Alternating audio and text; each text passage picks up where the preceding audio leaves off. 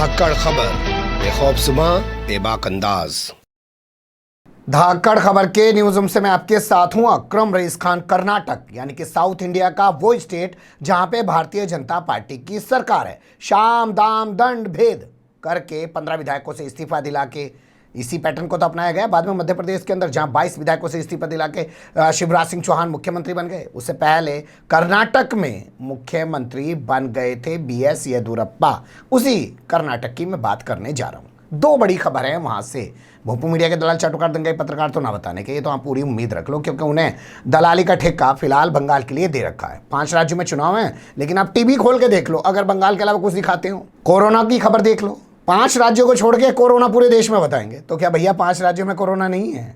कभी ये सवाल उठाते हुए आपने देखा हो कि जा रहे हैं चुनावी रैलियां कर रहे हैं, वहां पे इतनी भीड़ जुटा रहे हैं, कैसे कोरोना नहीं फैलेगा? क्या तमाम चीज़ें हैं। खैर जाने दी है जी, उनकी कहानी गाएंगे तो पूरी रात भी छोटी पड़ जाएगी, क्योंकि उनके किस्से बहुत लंबे हो चुके हैं। दलाली चाटुकारी की आड़ में उन्होंने अपने पीछे एक लंबा इतिहास लिख दिया है, जो आने वाले वक्त में खूब गाया और सुनाया जाएगा। तो एक अपडेट तो आया हाई कोर्ट से, बड़ा झटका लगा है BS येदियुरप्पा को, और दूसरा झटका उनको उन्हीं के एक मंत्री ने दे दिया। कहा कि मुख्यमंत्री मेरे काम में हस्तक्षेप करते हैं और हाईकमान को पत्र नहीं लिखा। चलो भाई, पार्टी हाईकमान को, नरेंद्र मोदी को पत्र लिख दे, सिर्फ JP नड्डा को पत्र लिख दे, अमित शाह को पत्र लिख दे, यहां तक तो ठीक था, राज्यपाल को भी पत्र लिख दिया। तो कैसे इस पूरे घटनाक्रम को देखा जा सकता है? और क्या ये अकेले मंत्री हैं BS येदियुरप्पा के खिलाफ जो इस तरीके से बगावत के सुर बुलंद कर रहे हैं, या इससे पहले भी बगावत के सुर BS येदियुरप्पा के खिलाफ बुलंद हो चुके हैं? दो हिस्से में पूरी खबर आपके सामने रखने की कोशिश करेंगे। कोई इधर उधर की बात अब ज्यादा नहीं करते हैं, शुरुआत करते हैं खबर के पहले हिस्से के साथ। कर्नाटक हाईकोर्ट ने एक बड़ा फैसला सुनाया है और कहा है कि ऑपरेशन कमल के तहत जो BS येदियुरप्पा के खिलाफ FIR दर्ज है, बीजेपी के 2 विधायकों के खिलाफ FIR दर्ज है, उसको रद्द नहीं किया जाएगा। जी हां, इस FIR को रद्द कराने के लिए हाईकोर्ट पहुंचे थे BS येदियुरप्पा, जो मुख्यमंत्री हैं कर्नाटक के। लेकिन हाईकोर्ट ने कहा FIR रद्द नहीं होगी, जांच का सामना करना पड़ेगा। तो सबसे पहला सवाल कि FIR किसने दर्ज की थी, तो देख लीजिए। JDS जनता दल सेकुलर के विधायक नगन गौड़ा के बेटे हैं शरण गौड़ा। उन्होंने एक आरोप लगाया BS येदियुरप्पा के पर कि उन्होंने उन्हें एक गेस्ट हाउस में बुलाया, वहां पे बात की, कहा कि अपने पिता नगन गौड़ा से इस्तीफा दिलवा दो। ये 2019 के आसपास की बातें हैं सब कुछ। इस बाबत उन्होंने BS येदियुरप्पा के खिलाफ एक FIR दर्ज कराई, और इसके अलावा बीजेपी के 2 विधायकों के खिलाफ बाकायदा एक FIR दर्ज कराई, शिवानंद गौड़ा नाइक, और दूसरे विधायक का नाम है प्रीतम गौड़ा। इन तीनों पर यह FIR दर्ज थी। इसी को रद्द कराने के लिए हाईकोर्ट पहुंचे थे BS येदियुरप्पा, लेकिन हाईकोर्ट ने साफ कर दिया FIR रद्द नहीं होगी, जांच का सामना करना पड़ेगा। इस बाबत बाकायदा ऑडियो भी सामने आया था, जिसमें कथित तौर पर कहा गया था कि BS येदियुरप्पा ही बातचीत कर रहे हैं। कुमारस्वामी ने भी इस ऑडियो को बाकायदा वायरल किया था। अब ये खबर सामने आने के बाद जो विपक्षी पार्टी हैं, जैसे कांग्रेस और तमाम लोग, वो कह रहे हैं कि नैतिकता के आधार पर इस्तीफा दे देना चाहिए, या नरेंद्र मोदी को, अमित शाह को, JP नड्डा को इनसे इस्तीफा ले लेना चाहिए। भैया सब कुछ करवाया इनसे है, अब इनसे ही इस्तीफा दिलवा के क्या सारे मामले का गुड़ गोबर करोगे? होने दो जांच, कैसी होगी जांच? आज तक बहुत सारे मामलों की जांच होती रही है, क्या निकल के आएगा कुछ कहा अभी नहीं जा सकता है। लेकिन इस मामले में अब साफ हो गया है कि मुख्यमंत्री ही नहीं, उनके जो मीडिया सलाहकार हैं MB मारमकल, उनके खिलाफ भी जांच होगी, और इन दोनों विधायकों के खिलाफ भी इस पूरे मामले को लेकर जांच होगी। क्या है ऑपरेशन कमल, ये जानना भी आप लोगों के लिए बेहद जरूरी है। लेकिन उससे पहले मुझे लगता है आपको 2018 में लेके चलते हैं।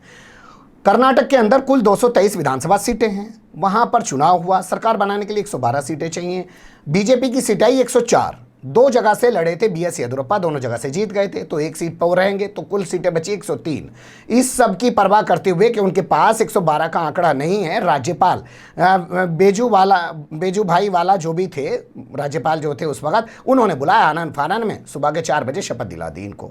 शपथ दिलाने के बाद एक हंगामा मच गया और मामला पहुंच गया सुप्रीम कोर्ट। जी, सुप्रीम कोर्ट में मामला चलता रहा। सुप्रीम कोर्ट ने कहा अच्छा ठीक है, शपथ ले लिए, कोई बात नहीं, चलो बहुमत साबित कर दो। बहुमत साबित नहीं कर पाए सदन में, और रोते हुए सदन छोड़ के BS येदियुरप्पा चले गए कि वो जनता के बीच फिर से जब चुनाव होगा जाएंगे।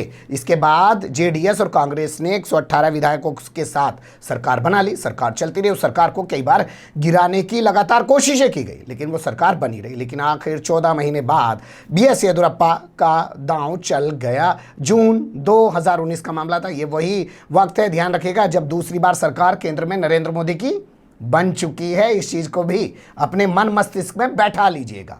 तो अचानक 15 विधायक जो है मुंबई पहुंच जाते हैं और एक होटल में डेरा डाल देते हैं। कहते हैं जी हमने तो कांग्रेस से और जेडीएस से इस्तीफा दे दिया। इसके बाद जो स्पीकर हैं वो हरकत में आ जाते हैं और स्पीकर जो है इन तमाम विधायकों की सदस्यता को समाप्त कर देते हैं। तो विधायकों की सदस्यता समाप्त होने के बाद 15 विधायक अगर घटा दें 223 में से, तो सदन कितने का बचा? 104 का। अब बहुमत हासिल करने के लिए कितने चाहिए? 105। और 103 किसके पास हैं? अब बीजेपी के पास अपने पहले से हैं। इसके अलावा एक दो विधायक निर्दलीय पकड़ लीजिए, वही काम किया, बीजेपी ने बहुमत साबित कर दिया। इसके बाद कुछ 6 महीने के अंदर अंदर इन 15 सीटों पर चुनाव हुआ और 15 सीटों में से 13 या 14 सीटें बीजेपी जीत कर आ गई। यानी कि उसके बाद से बीजेपी यहाँ सत्ता में बनी हुई है। वो ऑडियो तो सामने आया था। उसके अलावा बहुत सारे लोगों ने भी आरोप लगाया था कि इस पूरे मामले को ऑपरेशन कमल कहते हैं और बीजेपी ने पैसे का इस्तेमाल करते हुए, शाम दाम दंड भेद का इस्तेमाल करते हुए ये सरकार गिराई। हालांकि कोई पहली बार तो हुआ नहीं था, मणिपुर में भी ऐसा कर चुके थे। इनका तो चाल चलित और चेहरा यही बन गया है कि चुनी हुई सरकारों को गिरा देते हैं। लेकिन अब बोलने को इस देश में बोलने को रह क्या गया है? मीडिया तो दलाल चाटुकारी में लगा हुआ है और जो लोग हैं किसी का भी वो अपने बेचारे ड्रेस में, सबको जेल में तो जाके पड़ना नहीं है, उठा उठा के जेल में डाल दिए जाते हैं। सीबीआई लगा दी जाती है, ईडी एनआईए पीछे लगा दी जाती है और इनकम टैक्स पीछे लगा दिया जाता है। और अब तो लोग सवाल खड़ा करने लगे, चुनाव आयोग भी इन्हीं की तरह काम कर रहा है। तो कौन मुसीबत में पड़े? तो इसे कहते हैं ऑपरेशन कमल। इस ऑपरेशन कमल की सबसे अहम भूमिका निभाने वाले आरएसएस के एक नेता थे जिनका नाम बताया जाता है, जो हमारे पास है, मैं आपको बताता हूँ, बीएल संतोष, मेरे ख्याल से उनका नाम बताया जाता है। और वो बाद में एनआर संतोष, वो बाद में राजनीतिक सलाहकार बना दिए गए मुख्यमंत्री के। उनके राजनीतिक सलाहकार बनाने पर एक बवाल मचा, टेंशन क्रिएट हुई तो खबर के मुताबिक उन्होंने नींद की गोलियां खा ली। वो टेंशन में आ गए, उनको हॉस्पिटल में भर्ती कराया। मुख्यमंत्री खुद वहाँ मौके पर पहुँच गए थे, उनके परिवार लोगों को सांत्वना दी। खैर वो इस पूरे मामले में बच गए। तो कुल मिला के ये है खबर का पहला हिस्सा, आपकी समझ में आ चुका होगा। अब चलते हैं खबर के दूसरे हिस्से की तरफ कि कौन से मंत्री ने बिगुल बजा दिया है येदियुरप्पा के खिलाफ। तो मंत्री महोदय का नाम है के.एस. ईश्वरप्पा। ये ग्रामीण विकास मंत्री होते हैं। इन्होंने बाकायदा भारतीय जनता पार्टी के हाईकमान यानी कि प्रधानमंत्री नरेंद्र मोदी, अमित शाह, जेपी नड्डा को तो पत्र लिखा ही लिखा, साथ में एक शिकायती पत्र इन्होंने राज्यपाल को भी लिख दिया। कहा कि ये कैबिनेट मिनिस्टर हैं और फिर भी मुख्यमंत्री यानी कि जो सीएम है बी.एस. येदियुरप्पा, इनके कामकाज में दखलंदाजी करते हैं। इनके मंत्रालय से जो बजट है, जो पैसा है, उसका आवंटन भी कर देते हैं, किसी को दे देते हैं, इन्हें पता तक नहीं होता। ऐसा कैसे हो सकता है? ऐसा होता रहा तो ये लंबे टाइम तक मंत्रालय में नहीं बने रह सकते या इनको बने नहीं रहने दिया जाएगा, क्योंकि ये इन सब चीज़ों को बर्दाश्त नहीं कर रहे हैं। इनका कहना है 774 करोड़ रुपए का मामला था, मुख्यमंत्री ने उनको आवंटित कर दिया, मुझे पता भी नहीं। एक खास जिले को 65 करोड़ रुपए दे दिए, बाकी जिले को जो है ऐसे ही छोड़ दिया।